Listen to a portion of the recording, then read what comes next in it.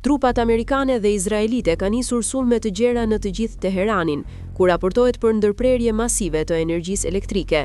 Në një deklarat të shkurtër, ushtria izraelite tha se forcat e saj aktualisht po godasin objektiva të regjimit terrorist iranian në të gjithë Teheranin, pa dhënë detaje të mëtejshme mbi vendet e synuara ose shkallën e operacionit. Mediat e huaja raportojnë se SBA dhe Izraeli bombarduan për herë të dytë brenda javës një universitet në Iranin qendror, ndërsa ky i fundit ka kërcënuar se do të sulmojë universitetet amerikane dhe ato izraelite. Teherani kërkoi që SBA të dënojë sulmet deri të martën në orën 12:00 sipas orës lokale për të shmangur hakmarrjen. Ndërkohë, të dielën, në frontin e luftës, mbërriti një anije e marinës amerikane me rreth 3500 ushtar, pas paralajmërimeve të Pentagonit për nisjen e sulmeve toksore.